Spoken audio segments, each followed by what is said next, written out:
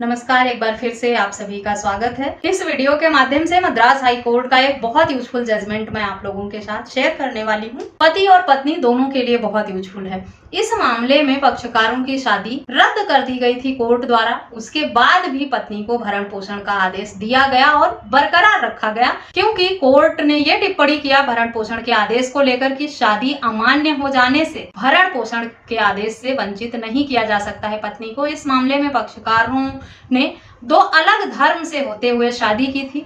शादी इस ग्राउंड पर इनवैलिड हुई थी कि उन्होंने स्पेशल मैरिज एक्ट के अंतर्गत शादी नहीं की थी। आप लोगों को पता होगा कि अगर दो अलग धर्म के लोग शादी करते हैं तो उन्हें कानूनी तरीके से शादी करने के लिए स्पेशल मैरिज एक्ट के अंतर्गत शादी करनी होती है। समान धर्म के लोगों के लिए ये नियम नहीं होता है, लेकिन जब दो अलग धर्म के लोग शादियां करते हैं तो उसके लिए स्पेशल मैरिज एक्ट में रजिस्ट्रेशन होती है शादी की। इस शादी में स्पेशल मैरिज एक्ट के अंतर्गत रजिस्ट्रेशन नहीं कराया था, शादी को रजिस्टर नहीं कराया था पति पत्नी ने, जिसकी वजह से जब उनका मामला कोर्ट में पहुंचा तो शादी का अस्तित्व खत्म कर दिया गया। लेकिन फिर भी पत्नी को भरण पोषण का आदेश बरकरार रखा कोर्ट ने।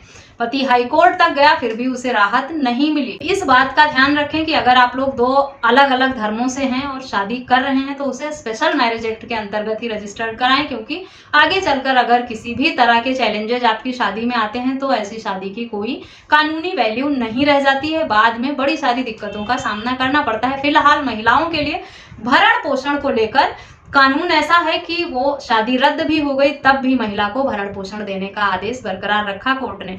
तो डिटेल में जानते हैं क्या है ये पूरा मामला और किन तर्कों के साथ हाई कोर्ट द्वारा भरण पोषण के आदेश को बरकरार रखा गया है इस मामले में। इससे पहले डिटेल में मैं चर्चा करूं इस जजमेंट पर, आप लोगों को रिमाइंड करा दूं, अगर मेरे चैनल पर नए हैं, अब तक सब्सक्राइब नहीं किया है तो प्लीज सब्सक्राइब करके बेल आइकन को जरूर प्रेस करें, ताकि इस तरह की और भी इन्फॉर्मेटिव वीडियोस आपको घर बैठे मिलती रहें। इस मामले में जो पक्षकार थे, एक हिंदू धर्म से था, दूसरा ईसाई धर्म से। शादी रद्द इस वजह से हुई क्योंकि ये शादी विशेष विवाह अधिनियम 1954 के अंतर्गत रजिस्टर्ड नहीं हुई थी। ये कानून भारत में अंतर धार्मिक विवाह को नियंत्रित करने के लिए बनाया गया है। 2021 में मामला जब कोर्ट में पहुंचा था तो उनकी शादी से एक बच्चा भी था और जो भरण पोषण का आदेश दिया गया था कोर्ट द्वारा वो उस बच्चे के लिए ही दिया गया था। बेशक उनकी शादी का कोई वजूद नहीं रहा, शादी रद्द हो गई, लेकिन उनके बीच में फिजिकल रिलेशन लंबे समय तक रहा था और उसी से उनको एक बच्चा भी हुआ था, जिसके लिए भरण पोषण के आदेश को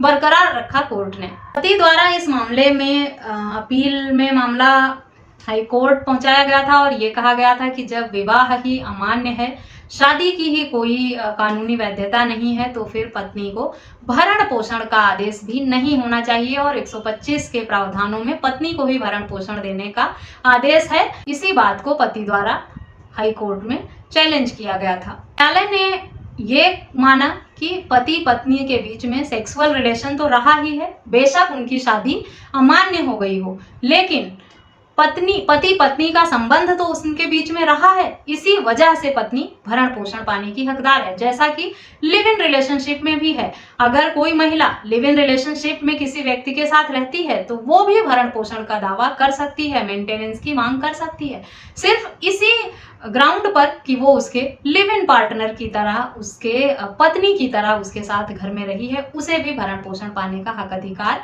मिल जाता है। तो इसी तरह से इस मामले में भी पत्नी का पति के साथ सेक्सुअल रिलेशन था, लंबे समय तक था, उससे बच्चा भी था उसको, इसीलिए भरण पोषण का आदेश बरकरार रखा कोर्ट ने। उसे पति को राहत नहीं मिली इस मामले में। कोर्ट ने यह भी टिप्पणी किया कि बेशक लोअर कोर्ट ने शादी को रद्द कर दिया हो, लेकिन शादी का रद्द होना भरण पोषण देने में बाधा उत्पन्न नहीं कर सकता है। ना ही पत्नी ने अगर मेंटेनेंस का दावा देर से किया है तो उसे अयोग्य ठहरा सकता है, खासकर उम्र के साथ साथ परिस्थितियों के बदलते हुए। यानी अगर आप ये सोच रहे हैं कि आपकी पत्नी 8 साल से 10 साल से अलग रह रही है और अब तक उसने मेंटेनेंस का आदेश नहीं, अब तक उसने मेंटेनेंस की मांग नहीं की थी, 10 सालों से अलग रह रही है तो अब वो मेंटेनेंस की मांग नहीं कर सकती। नहीं, मेंटेनेंस का आदेश जो है वो कोर्ट इस हिसाब से करता है। पत्नी अगर पहले कमा रही थी, फिजिकली सक्षम थी, उस पर माँ बाप का सपोर्ट था या उसकी फाइनेंशियल स्थिति ठीक थी, तो उसने भरण पोषण नहीं लिया। 10 साल 15 साल बीत जाने के बाद अगर उसकी आर्थिक स्थिति ठीक नहीं रहती है, वो अपने आप को मेंटेन करने में सक्षम नहीं रहती है, तब वो पति से भरण पोषण की मांग कर सकती है, और इस आधार पर कि वो 10 साल या 20 साल से अलग रह रही थी, अब तक नहीं मांगा था भरण पोषण, आप उसके मेंटेनेंस के आदेश को रद्द नहीं करवा सकते हैं। हाँ, इन 10-20 सालों में अगर वो किसी के साथ लिव इन रिलेशन में थी, या उसने दूसरी शादी कर ली थी, या उसका कोई इनकम सोर्स है, बिजनेस है, अब सिर्फ परेशान करने के लिए आपसे मेंटेनेंस मांग रही है इतने सालों बाद, तब आप साबित करके कोर्ट में अपने पक्ष को मेंटेनेंस देने से जरूर बच सकते हैं। लेकिन सिर्फ लंबा समय का गैप हो गया है या शादी अमान्य हो गई है, तब आप मेंटेनेंस देने से बच जाएं, ऐसा प्रावधान कानून में नहीं है। महिला के हक में मेंटेनेंस का आदेश बहुत ही आसानी से हो जाता है। तो आशा करती हूँ ये जजमेंट भी आपके लिए यूजफुल होगा। इस जजमेंट का लिंक भी वीडियो के डिस्क्रिप्शन बॉक्स में दे दूंगी, वहां से आप इसको डिटेल में पढ़ सकते हैं, समझ सकते हैं, ताकि आपको मेंटेनेंस के आदेश किस तरह से हाई कोर्ट और लोअर कोर्ट के आ रहे हैं दिन प्रतिदिन बदलते हुए, आप इससे अपडेट होते रहें और इसका फायदा उठा सकें। वीडियो अच्छी लगी है तो चैनल को सब्सक्राइब करना बिल्कुल भी ना भूलें। इस वीडियो में बस इतना ही, मिलते हैं नेक्स्ट वीडियो में, तब तक के लिए थैंक यू एंड बाय।